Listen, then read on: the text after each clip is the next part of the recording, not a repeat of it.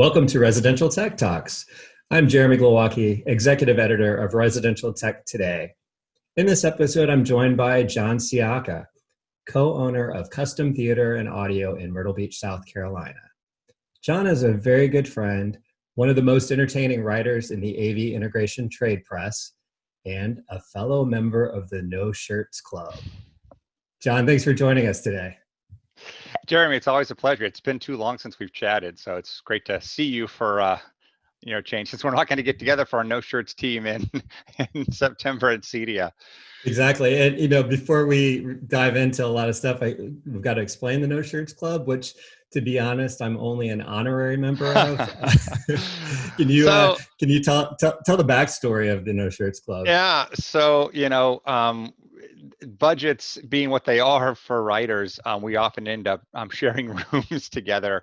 So you and I have roomed together quite a few times, and at trade shows, and so one of the first times, we're getting ready for bed, and I get into bed with no shirt on. And Jeremy's like, so we're going no shirts. And so the No Shirts Club was born. To be fair, not in bed in the same bed, but in the same bed, two beds, exactly. And beds. we talked about no shirts today, but thought we would dress it up, keep it more professional. Yeah. What happens behind closed doors in a hotel is a little different than a podcast. That's right, literally in Vegas and on occasion. Exactly. Well, we at this point we go pretty far back in our friendship and our industry collaboration, and I look back and I try to remember when it was we actually met, because that's very important for everybody to know when we met, but I like to talk about our friendship, so let's go for it.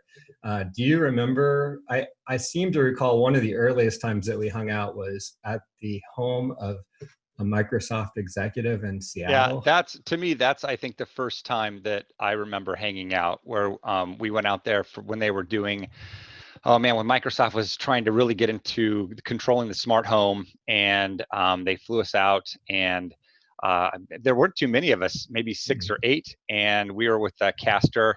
It was with Ashley, wasn't it? I believe so. Yeah, it was. And she drove us around. Yeah, we went into the exec's house, and his really nice home theater that was about 1,000,000 degrees. And Ashley and I were cutting up. And I think I don't even think I was like engaging with you, but I think you were right behind me. And, I said, something like, man, his automation system, can he control the heat in this place? As he forced us to watch, was it Mariah Carey or something? I can't even. No, I want to say it was Celine Dion. That's a Celine Dion, yeah. This like $500,000 theater, and he's paying all of a sudden and watches Celine Dion videos. Yeah, we're sitting toward the back of this theater, and it was like the worst case of a sealed box. Like, it didn't feel comfortable at all. It was beautifully crafted and perfect sound and all of that, but it just had no ventilation. And you're back there like, hey, does that thing control the air flow back here? Just making wisecracks. And I guess I had never been in a press kind of moment where you're supposed to behave yourself with someone who was like that kid in school cracking jokes. And it was such a welcome relief that I don't know, it was like a bonding moment from there on out. Plus just a fun trip. Yeah, it was. And then I think we, again, like kind of the next level was at the Greenhouse Smart House event with Lancaster. And that's, we went through Kim's house when she was launching that. And I think that's where we, kind of like the next level of, friendship. That's actually also where I met Dennis Berger, who is your friend of me and my friend. You guys are always kind of punching back and forth at each other over things, but another fellow member of the trade, writing media, and a character in his own right. And I do remember very well sitting in the lobby of the hotel waiting for our car service or cab to pick us up to go to the airport back in those pre-Uber days. And you guys talking a little bit on video games, and me feeling completely out of the loop since I never play video games. And but just thinking, these two guys, I kind of feel like I want to continue to hang out with them, because this is a lot better than my typical experience on a business trip, So yeah, that was interesting. That was back when our friend Kim was living the high life with the big fancy Control 4 house. That it's like, how do you do that? How do you pull that off? Yeah. But anyway, that was a cool trip. So yeah, so we've been we became kind of cohorts in the writing world because I hired you at Residential Systems to contribute a lot of articles for us. You were already out there doing your own writing for other publications, but I think that we learned a lot probably just because we were sharing rooms. You saw my social anxiety in effect every show that I went to. I kind of felt like even if the budget didn't require it, that I liked having a roommate just because you could come back and kind of share the day's, drama together and laugh about stuff. Yeah. It became like a good routine. And plus you taught me CES hacks, how to get through Vegas. Yeah, it is. It's nice, especially because a lot of times we're going to the same place anyhow. And it's Right. kind of nice just to have somebody to pal around with. I mean, the shows, as huge as they are, you're alone a lot of it. Exactly. And it's nice just to have somebody else, especially, we're looking at the same things, interested in the same things, and again, a different perspective to look at something. And, I got to work with you on the daily quite a few times, which is, that's actual reporting, which is, was different for me, to go out, look at something and come back and write on it. And a lot of great experiences. It was a lot of fun doing it. And you embraced my irreverent voice, which was good. So I had a great time. Yeah. You and Dennis both brought personality to a pretty staid kind of publication. I mean, Residential Systems, I always felt like we had to sort of be this industry voice. We obviously weren't the only one, but we were trying to be very professional. And then that irreverence was just it kind of it hit right when I needed something to just spruce it up, give it some personality, give it some life again. And your blogs were mammoth, long pieces of rambling discourse that were always so entertaining. And I think you have a huge fan base because of that, just telling these long stories. I have a sports writer that I really like too, Bill Simmons, who used to work for ESPN, and it reminded me of his style of writing, where there's just no limit on the word count. You just kind of kept going until you're done with what you were saying. But well, that's the benefit of having no formal schooling whatsoever. All you know is what you know. So I'm sure if I went through schooling and saw all the things I was doing wrong, I probably would not be able to write the way that I do. But I feel like when I'm writing it, if it's not entertaining for me, it's not going to be entertaining for someone to read. Okay. And if you're just reading about a bunch of black boxes or something, it's boring. And this is such a cool industry, and if you don't have any passion for it, if it doesn't come across in the writing, I always, like I'm writing a TV review right now, like literally was working on it yesterday, and trying to find a way to make a story out of it instead of just here's a new TV.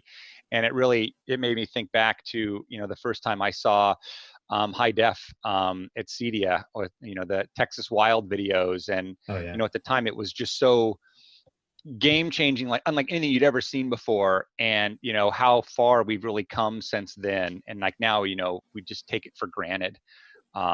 But I do try to find a way to tell a story because it's more interesting for me as a writer, and also I think for the reader it's a way to connect to the piece, and it's like, oh yeah, I had that experience, I saw that, or it's not just reading about a black box and millions of pixels and whatnot. Yeah, and your passion for certain things always comes through too, and even sharing a mutual fandom for Taylor Swift that we do, and we can blame it on the fact that we have teenage daughters, but it's not really that. It's a personal thing. No, it is. I mean, again, I don't know if I brought you into her, or I think you were there first. I cannot claim to. I'm not going to say that I figured it out on my own, but I think you made it okay by talking about it. And when she was on tour and you had already planned, you'd bought really expensive tickets for your daughter as a reward for straight A's, right? Yeah, she graduated from elementary school, and I told her I'll buy her diamond rings or tickets to see Taylor Swift. Oh, And God. she doesn't regret it. I mean, she's Yeah. I'm so glad I did. And so, it's funny, it's kind of a big circle thing. We just watched Hamilton the other day, and then um, we watched a live performance of Phantom of the Opera. Ah, It's the anniversary. Dana and I got engaged 26 years ago on August 4th. So on okay. August 4th, we watched Phantom, and Lauren had never seen it. So I was asking, it's like, well, what did you think between the two of them? She's like, well, I think if I would actually have seen it live, it would have meant more to me. She said, that's why I really love that Taylor Swift show, Mhm. because we saw it. And it's like, now when I hear those songs, I can remember being there. And so it was well worth every penny. Yeah. We had a great time, and it's one of those things that, we'll look back on. But, I don't feel like I have to, justify the Taylor Swift liking. I really, I think she's a great talent, and her show was spectacular. Unbelievable. Um, I've been to a lot of concerts. I'm not a huge concert goer, but because I lived in New York and I had a friend who just bought tickets to everything, I went to a lot of Broadway shows. I went to a lot of concerts that I wouldn't have gone to on my own because I just don't have the really like, I don't know. I've never learned how to get tickets the right way. I don't have the patience for it or something, and I'm always a little like afraid of the sticker shock, I guess. yeah, And my friend would just buy these tickets. He'd always have an extra one, it seemed like, and I got to go to a lot of stuff. That being said, I took my daughters to Taylor Swift, and I'm not shy to say that was my favorite concert of all of those concerts. It was so yeah, well done. And then to have it on Netflix to be able to watch, obviously a different location, but the same show whenever you yeah. want to. That I've just not really, seen a ton of concerts. I mean, a few, but that was the first stadium show I'd ever been to. hmm, So I mean, a lot of times, like, one of my favorite bands is They Might Be Giants, and when I see They Might Be Giants, I mean, we're literally like up against the stage, feet away from them. yeah. And that's obviously you could get that at Taylor Swift, but you better have a black card. Yeah. But this we were in, like, I don't know, row 16 or something, which was pretty great Oh seats. my But gosh. to Yeah. be around 60,000 people, but still, it felt like she was connecting with people. I thought that was a great, like, she really seems to appreciate her fan base and know what they like. So this is going to Yeah. turn to the Taylor Swift show if we're not Oh, careful. I know, but hey, Talking get, Taylor with Jeremy and John. guess whose podcast it is. So whatever I Yeah, want that's to do. right. I did have one more Taylor Swift. Okay. Have you listened to have you listened to the new album? Folklore. Yeah. I have, and actually, my daughter and I will go through and, like, these are my four favorite songs from it.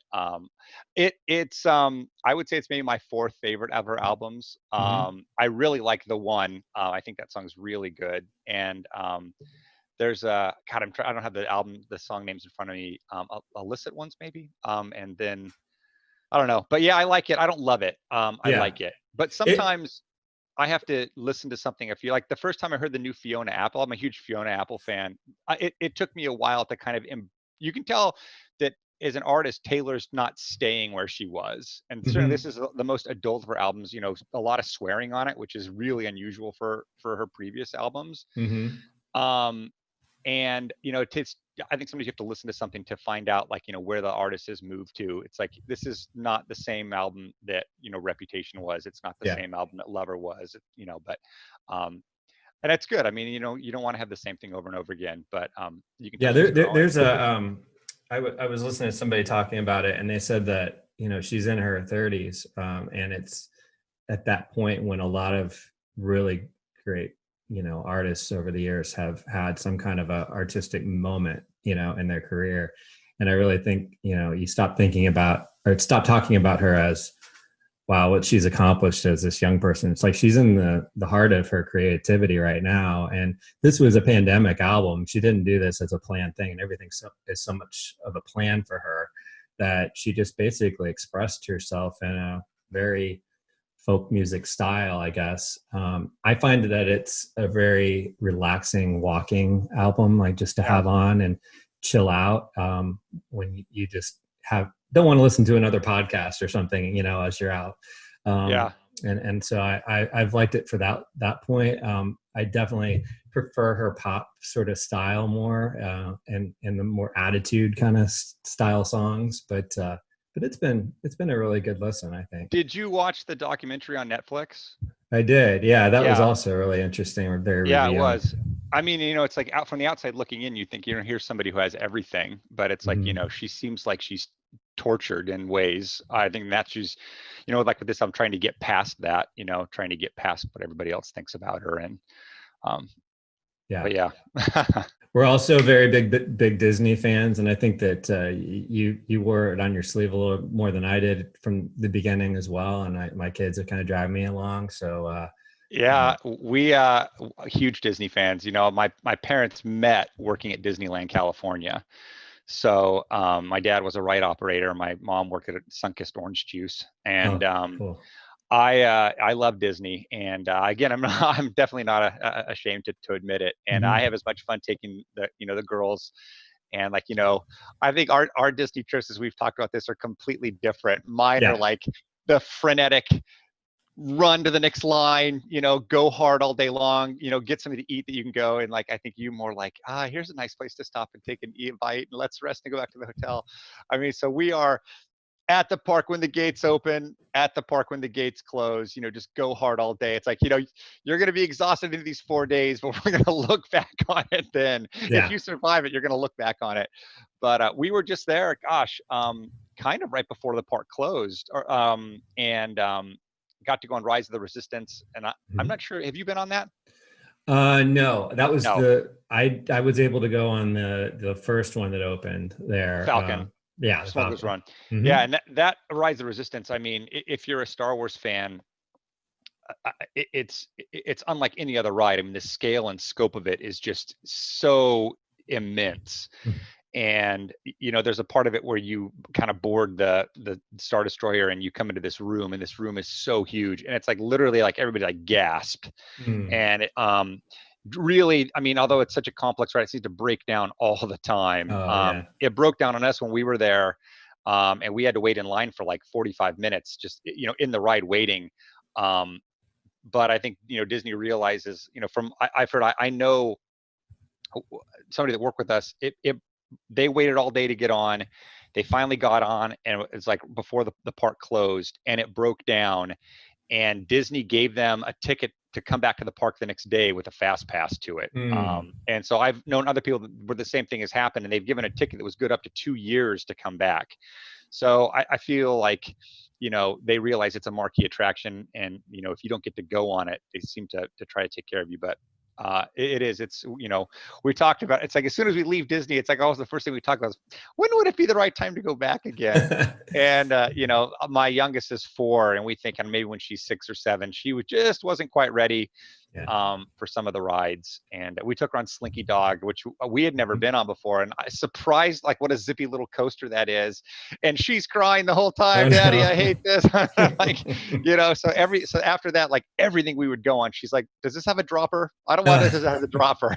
Yeah. So I think so. The next time where maybe she's a little bit more adventurous would be nice. But my oldest Lauren, she's ready for like Six Flags or something. She wants to try all the hardcore stuff. So Yeah. See, now you're getting to understand the way that it's worked for me. I was pretty much left with the younger one for a lot of those early trips. And she's more cautious, and I probably more like my personality. So we tie together a lot. And then as she's gotten older, she's gotten a little braver about those different rides. And we're planning a trip around Christmas time. We're going to see if that actually happens. yeah. It'll be with masks on and all that. We've watched videos of this podcaster that lives down there, and he was there when they first opened back up, walking around, and it was fairly empty. And it'll be interesting to see how that experience can be enjoyable in Yeah. this I pandemic know. I, world. I told my wife, it's like to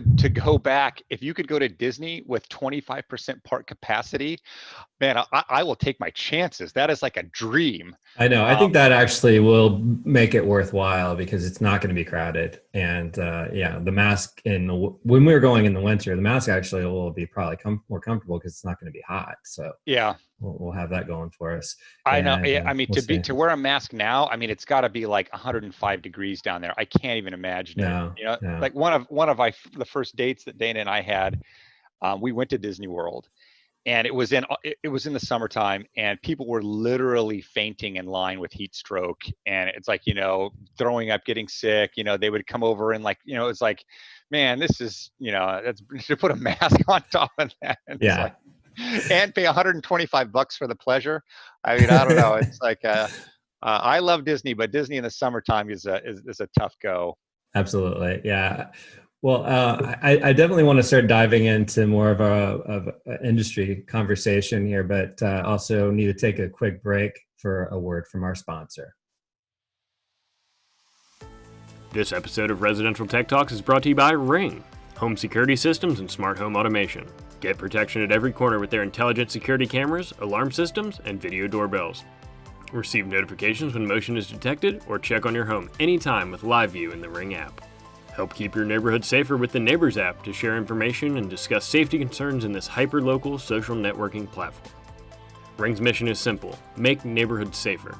Discover all the smart home security products by Ring. Go to ring.com. Welcome back. I'm talking to AV industry writer and co-owner of Custom Theater and Audio, John Sciacca. I'm Residential Tech Today executive editor Jeremy Glowacki.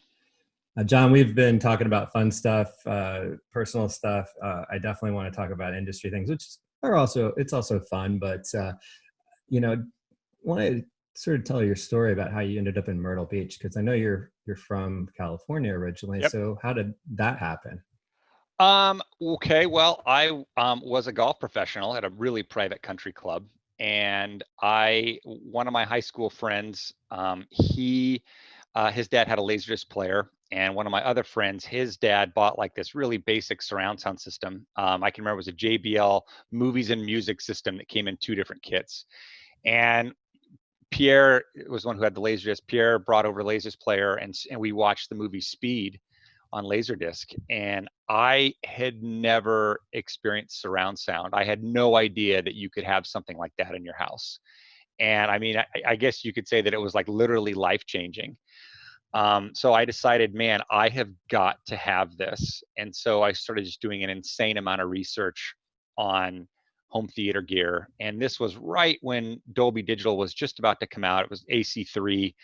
And I just knew, I said, this is going to be the next big thing. I know it. So I started researching all that, and I bought one of the very first Dolby Digital pieces, a Yamaha piece, and a member of the country club, he had a Laserdisc player that broke, and his name was Rich. He was so great.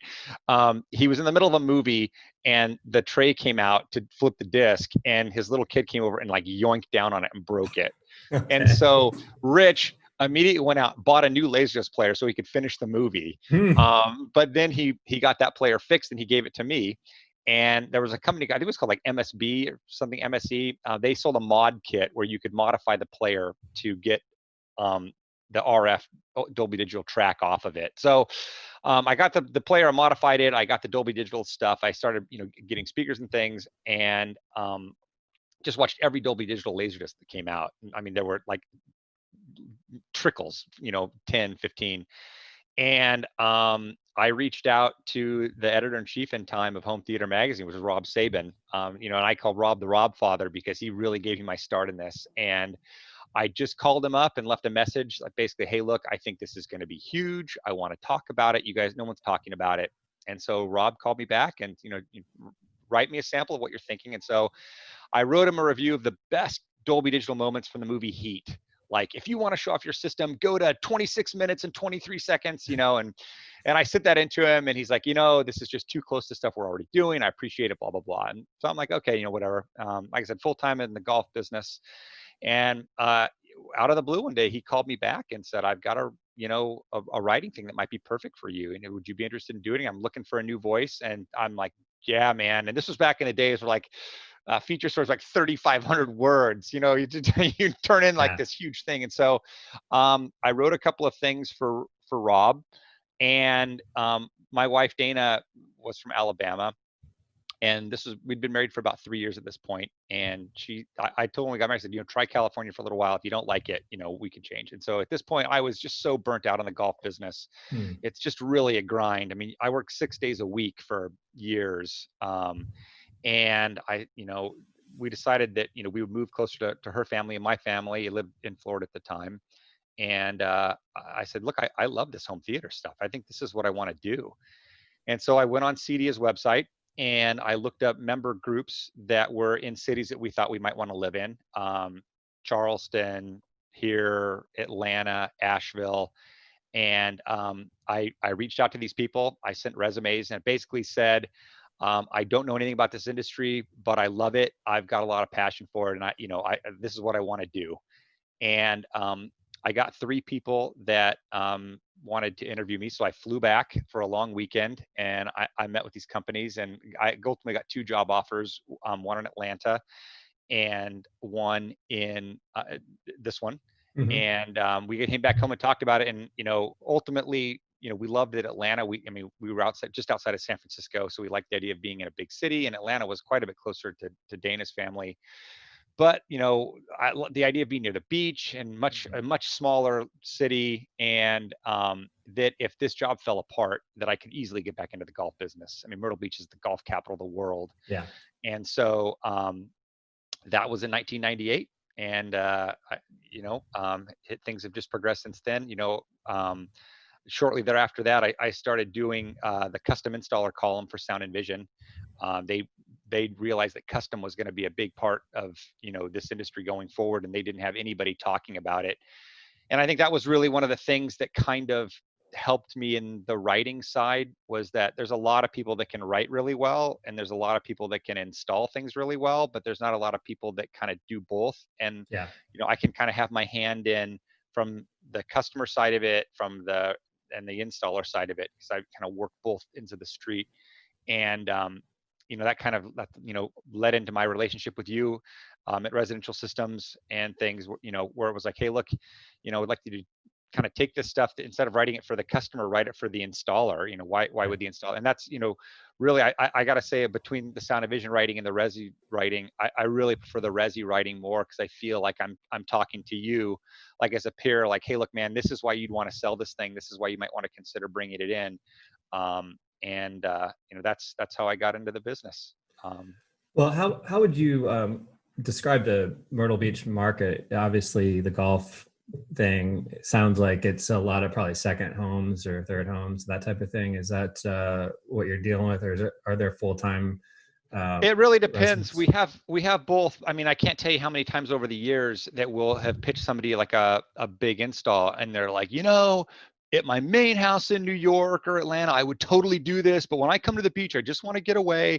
I just want a TV on the wall. I don't want any of this other stuff. And it's like, but we're having more and more people, that are moving here. Or again, if you've got second and third homes, you probably have the budget to do some stuff. So we do a few 6-figure jobs a year. We've done one job over $500,000. But those are certainly the outliers. I mean, I'd say our far more typical project is probably in the $10,000 to $20,000 range. Okay. On a house-wide scale. I mean, again, no job too small, no job too big. I mean, we do a lot. And again, it's depending on how busy our schedule is, but a lot of, hey, I bought a TV at Best Buy or Costco. Will you guys come and install it for us? And, my motto is, a truck in our parking lot is a truck that's not making money. And if we've got a slot in the schedule, why not go and send the guys out and mount that TV? It's another foot in the door. My partner, Alan, calls it, another BB in the jar. We're going to make a great brand impression. Why not now have this customer who maybe didn't know that we sold anything, maybe didn't know they could buy stuff from us? Why not, convert them to the next time they call Custom Theater and Audio? And I mean, during the downturns, back in, was it 2008, whatever it was, when so many companies were having such a hard time, I have next to my desk, my standing desk, I have next to my desk, I've got 5 5-foot tall filing cabinets filled front to back with files of customers over the years. And it's like, that was an incredible resource of, again, it might not be big jobs. It might just be, hey, look, my cable box is locked up, whatever it is. It's like, the guys on the road is the potential to make something happen. And so, we embrace those small jobs. Again, obviously, when we're really busy, we not as much, or we'll, kind of push people back. But I hear so many integrators like, oh, if it's under $20,000, we're not interested. Right. So, and again, if that were my market, that would be great. If you could only price those, but everybody wants to have the huge job, and they think that that's the pie in the sky job. But sometimes those are the nightmares. The $500,000 job, I am married to that job, and I will be, forever probably. The guy that you put a soundbar on a TV and a remote control, he's thrilled to death, and he'll probably never call you with a problem. So it's like, sometimes you're careful what you wish for. The big jobs are the ones that put you out of business if you're not careful.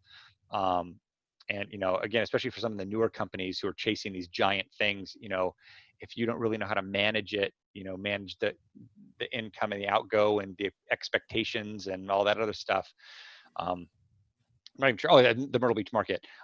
So yeah, I mean, we have a mix of both, but I would say, the bigger jobs, typically are second and third homes, but we are seeing more people that are actually coming here to stay here permanently. Especially if you're retired. I mean, it's a nice place to live, such a slower pace of lifestyle. You can live oceanfront for prices you couldn't do elsewhere. The weather is pretty great year round. And like I said, we've lived here since '98 and still enjoy it. And you have a store that you can have walk-ins to come in there, right? So it's little retail. We have a full showroom, which is where I am, the majority of time. There's 4 of us currently in our company, myself, my partner Alan, and then 2 full-time installers. And I do the vast majority of the store stuff: scheduling, ordering, invoicing, billing, payroll, all of that kind of, businessy stuff. I handle all of that. Alan does a lot of, kind of big picture, and, big job type stuff. And the installers are out installing all day long. But we have, a small company, wear a lot of hats. So if it's a job that I'm selling and it's a big job that requires any kind of programming or just extra hands-on, like I'm going to be at a job all day on Friday on a decent sized Control4 system, helping the guys out, just because it's my job. I know the big picture of it. But we do have a showroom, and, we take walk-ins. And, again, you never know. I had the other day, a mother and a son walked in looking for a TV, and they bought a $2,000 OLED cash. They wanted a TV right now, and it was, it's like sometimes, or people walk in and just buy Sonos stuff. We don't have a lot of retail stuff, but we certainly embrace it. If you want to walk in and grab something, we're happy to hand it to you. Right. Well, how did you go from speaking of walking in, getting hired by Alan with no experience to eventually becoming a co-owner of the company? Well, I feel like Alan and I are like really like the yin and yang. We complement each other really well. And I could tell early on that the day-to-day business stuff was not his strong suit. We we joke back and forth. You haven't sold a job until you collect the money. Up until you collect the money, you've just lent a bunch of gear to somebody. And so Alan would be great at like doing everything, but like the collecting part was like hard for him. It's like he would. And so I just started taking over things where I saw that there was a need. And we got to a point where, I don't know, after I'd been with him for like maybe 5 years or something, I was getting to be known through the writing, and another company had wanted to hire me. And Alan, I said, look, I want to stay here. I'm happy here, but I mean, I need to know that there's room for growth for me here. That and that's kind of, we discussed this kind of co-ownership thing, and I think it's worked out really well for both of us. We, like I said, we complement each other really well. I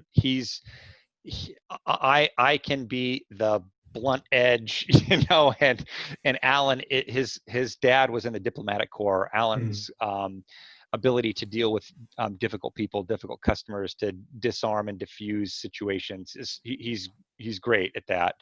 And so, sometimes you need the hammer, and sometimes you need the feather, whatever the other opposite of the hammer would be. But he does a great job at that. And where I would be let's get rid of this guy. Alan's like, well, and so I said, we complement each other. And I think he saw that I was able to help him in areas where he wasn't strong. Right. And that's kind of how that, that went. And I look back and beyond the ownership portion, so glad that I didn't take the other job. It's like, it's so easy, in retrospect, to know that you made the right decision. But at the time, this was a much bigger company and a much bigger city. It seemed to have some things that, on paper looked really good, but so I mean, definitely 100% made the right decision, and right. and really glad, and sometimes being with a small company, it's like, you can have much more of an impact, when you never feel like a cog in a machine. Yeah. And I like, I like that, we're a family, we're a team, we try to keep our employees, of one, I think our least tenured employee has been with us 6 years, and our other one has been with us 20, I think. So, we would keep them, forever. So, that's, again, kind of going back to the downturn when we had no work, when the phones weren't ringing at all, and it was just like, we had a really open discussion with them, of being really transparent. This is how much money we have in the checking account. This is how much money it takes to keep us open on a monthly basis. This is how much more we have time to be in operation. So we're going to do everything we can to keep pushing that down the road by bringing in work. But we made an agreement with them. It's like, hey, we're going to pay you 20 hours a week, even if you just come in here and sit in a chair. Right. We didn't want to lose them, because, we understand they needed work. And so, and I'd say, like, Alan and I have very similar, philosophies on that. Do the right thing, and it will pay off. And thank goodness, like I said, we got through that with little service calls and stuff. But I think the guys saw that, hey, look, we're all in this together. It's definitely not an us and them mentality. So yeah, that's a great approach, especially with a small company, to be able to be transparent in those situations. Because I would say that even from my perspective, working for a company, I would love to know, what is the threat here in this, right now we're in another situation.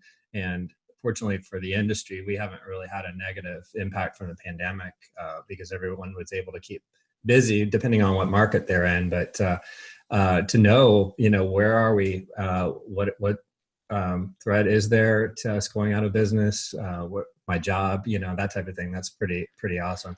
Well, uncertainty is what scares people. Yeah. If you can be honest, it's like, hey, look, I can't tell you it's going to be all right, but what I can tell you is this is the reality of what we have, and it's not a mystery. And I think they appreciated that. And I think the guys really appreciated that, like, we were going to do what we could to keep them working as long as that we could. And that kind of pays dividends. And hey, look, now that it's busy, when I might need you to work a little bit more, a little bit harder, it kind of, hopefully it goes both ways. Yeah. It's like, I gave a little when you needed it. Now I need you to give a little now that we need it because we're so busy. And, relationships are a two-way street. And I think that they, it's been good.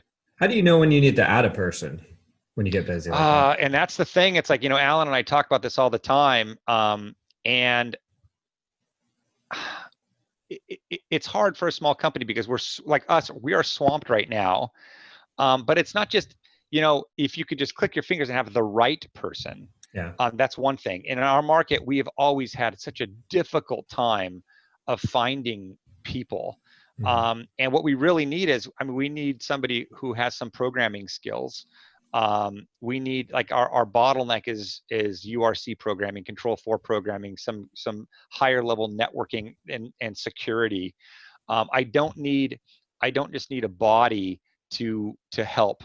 I need somebody who's got some skills. So, what Alan and I go back and forth with is, because I do all the scheduling, it's pretty easy to schedule with two people.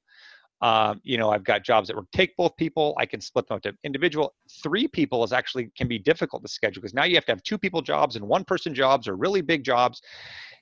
And I don't think it's fair to bring somebody in that you're not going to be able to keep and be able to say, hey, look, I'm asking you to quit your job or whatever. there's a commitment, honestly. I'm going to be able to employ you regularly for some amount of time. Mm-hmm. And I think that's the difficulty for us, is like, this business is, we're here.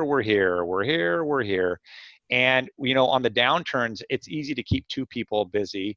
It's much tougher to keep 3 people busy, because now you're talking 2 crews of vehicles. So I don't know. But I think if the right person came along, had the programming abilities or the security abilities, it would definitely free us up right now and clear some of that bottleneck. But where, this is the height of our business, we're always busy in summer. I mean, because construction's closing, everybody wants to be here in their house to finish for the summertime. But, when we start getting into November, December, then where are we going to be? And, this isn't for our market. It's not a magical thing of, if I had 100 more employees, I could bring in 100 more jobs. I mean, Mm-hmm. the job incoming is, I don't know that it's finite, but I mean, there's only so many, new jobs that you're getting in. So It's fairly predictable. yeah. So I think if we had another person right now, we would alleviate some of that. We're booked for 3 weeks out, but then once you get that bottleneck done, now what, in 3. So I don't know. That's definitely something we struggle with. Mm-hmm. And, we've gone through periods where we've brought in people, and it's like, also the other thing too, it's like we're a tight niche group of 4. Yeah. When you bring in a 5th person, sometimes they don't mesh with the personalities of the other 4, Mm-hmm. and it's like that can be a tough thing. And it's, just finding, like I said, the right person is the trick. Yeah, for sure. So I don't know, like if you asked me today, would you like to have another person? Yes, it would be great. But, could we keep that other person through, the winter time and all that? And that, I don't know. Like I said, I've been doing our books since '98, and historically February is always the worst year for us, month.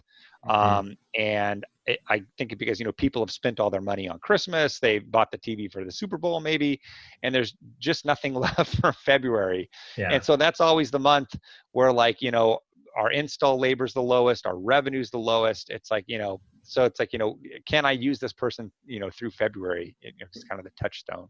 Right. So wearing both hats as a industry writer and a, integration company owner, do you see different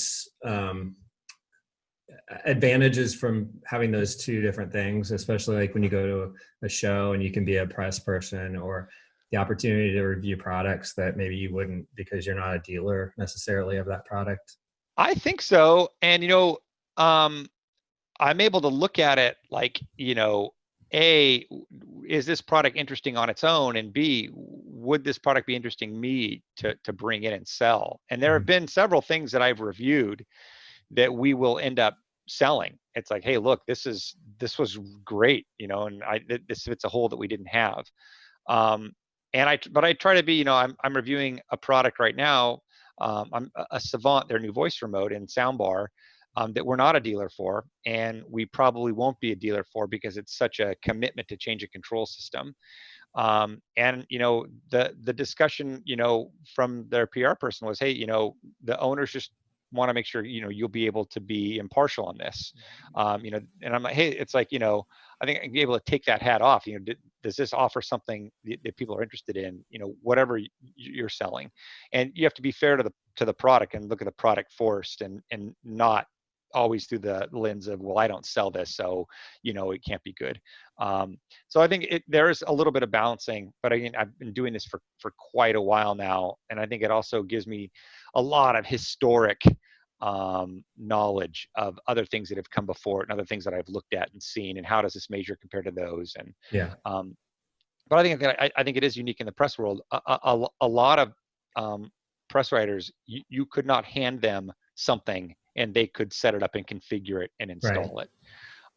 And so I think I have a knowledge of that it's like, hey, look, this thing is great because it installs XYZ, or hey, this thing has got a problem because it doesn't do this, and that, that maybe you would know. And like, I'll read other people's reviews sometimes, and it's almost like, gosh, I don't even feel like he took it out of the box. I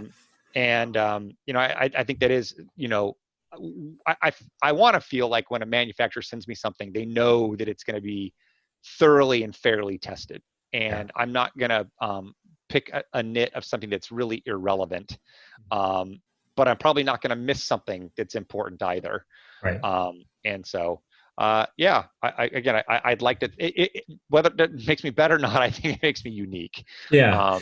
And you don't obviously just do product reviews. You've been doing content reviews as well, like you did when that first pitch you had for Rob Saban. You're still doing that. So what are you enjoying these days in terms of movies? Well, these days it's been a little bit thin, but I've done, there's another website called Cinelux, like luxury cinema.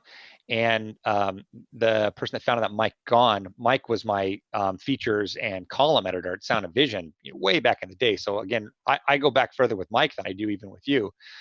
And so he started this site, it's like, do you want to write for me? And I have been doing a lot of content reviews, and I really enjoy it. I mean, because my wife and I, we love movies. It's not unusual for us to watch 3 movies a week. I've got a pretty nice home theater, 13 channel, 7.2.6 Atmos system. I got a 4K JVC projector and Kaleidoscape and the flagship Marantz processor. So we love watching movies, and have been enjoying some of the early release things. That's been interesting. We just watched the High Note, or the Higher Note, the one with Diana Ross's daughter and Ice Cube. And, Dakota Fanning, not Dakota Fanning, Dakota Johnson.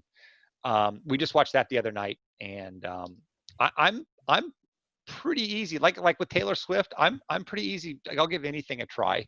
I mean, I'm happy to just be watching a movie. Yeah. And we watch all genres. But we've been, like with the pandemic, there's been so few releases, and it's like, you wonder where we are here. Where are we going to be, 3-4 months from now when the stuff in the pipeline, and I've been following that really closely. Yeah. Tenet especially has been the touchstone, and because that was going to be the movie that was going to relaunch theaters opening, and it keeps getting pushed and pushed and pushed, and now they're going to launch it overseas. And so it's really interesting. And then, following that, Disney made the decision to bring Mulan home as a rental within their subscription package. So it's really, I mean, we're in unprecedented times for the movie industry, just to see what's happening. But we are excited as a family. We'll watch Mulan. We'll pay the $29.99. Excited to see that. We would have seen it theatrically. My wife and oldest daughter are both excited to see that. So.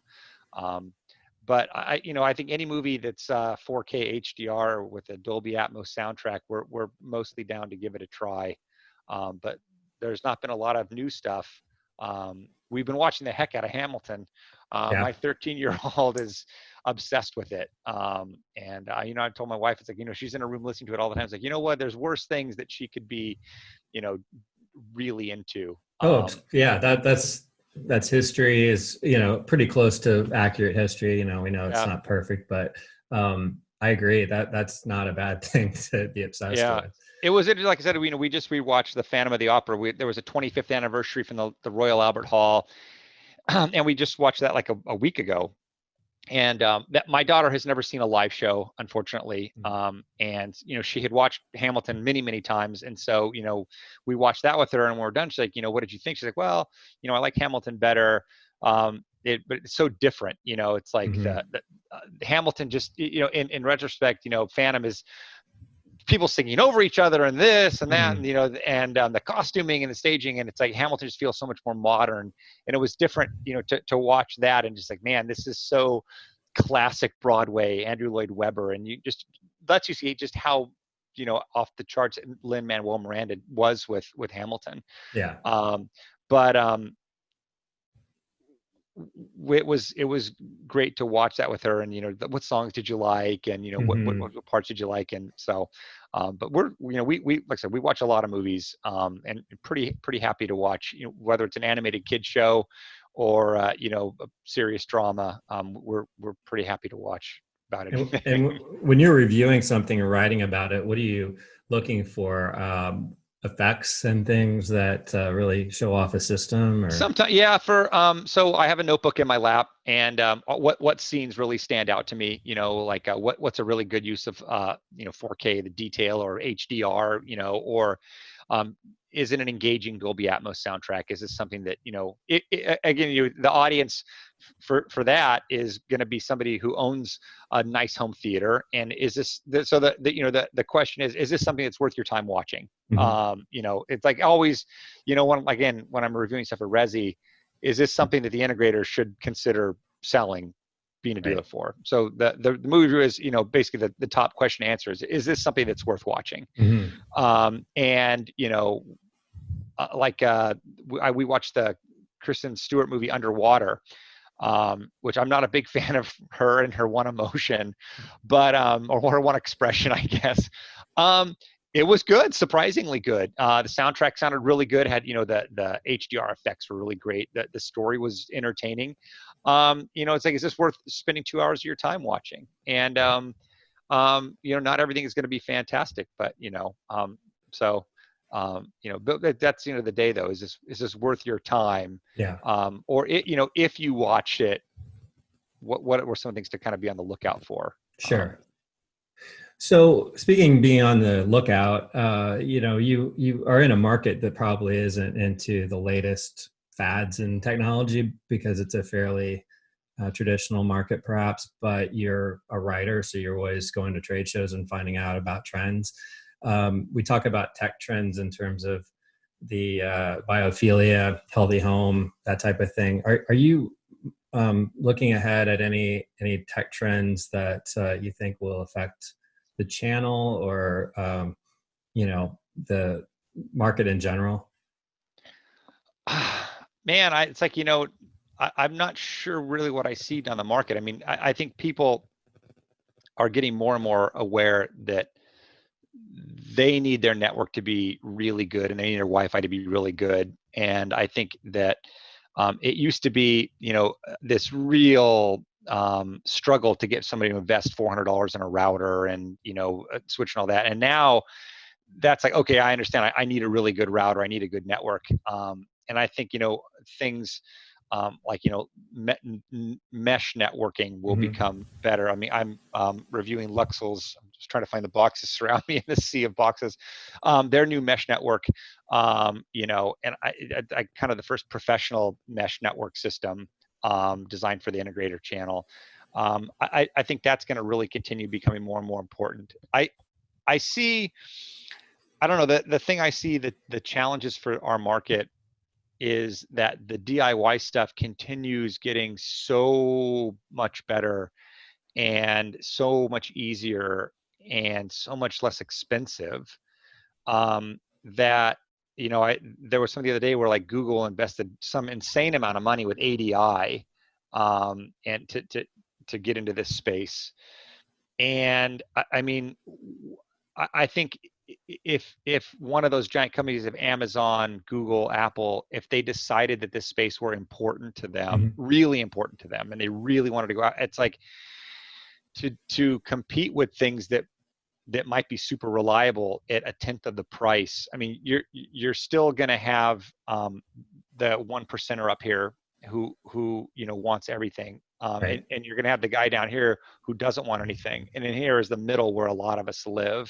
And I feel like it keeps getting pushed where, the middle guy is going toward some of this entry level stuff that that wasn't available that he could do. And it's works pretty reliably. And maybe he has 3 different apps that he has to use, but people are used to having apps. So I don't know. I think as these companies get into this space, that's going to be a challenge for us. And how do we keep differentiating ourselves? And a category that seems to always be like that's one of those is security surveillance. Somebody I went to somebody's house the other day. They wanted to upgrade their surveillance, and I can see they've got like, I don't know, $99 cameras put around and stuff, and we want to make it better. And like, my quote to make it better, using nice gear from Luma, Snap AV, it was like, $2,500, $3,000. I mean, it's like, and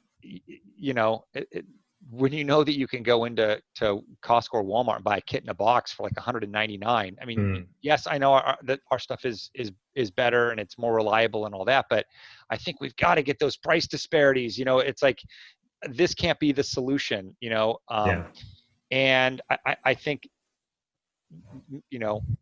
as the DIY stuff continues to get better and continues to get more reliable, it's going to be tough to keep justifying why is my stuff 10 times more expensive.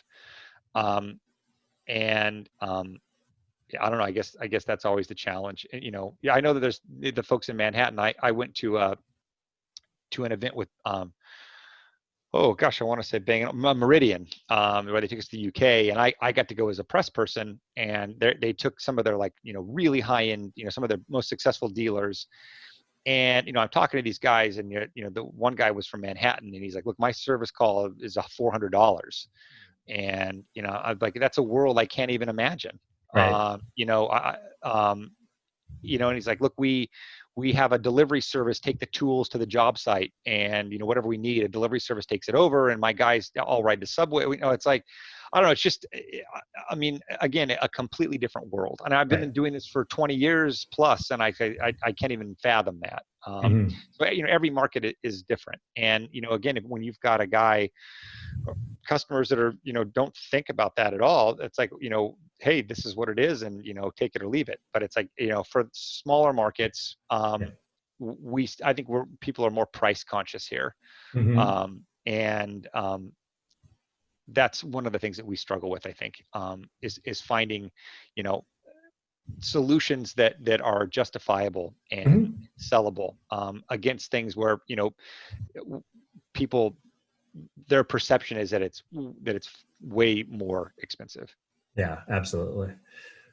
Well, that's always been an angle that I think that's been important to your coverage, that kind of real world kind of experience. And I appreciate you being honest about that and taking the time out today to chat with us, John. It's been fun getting caught up again. Yeah, for sure.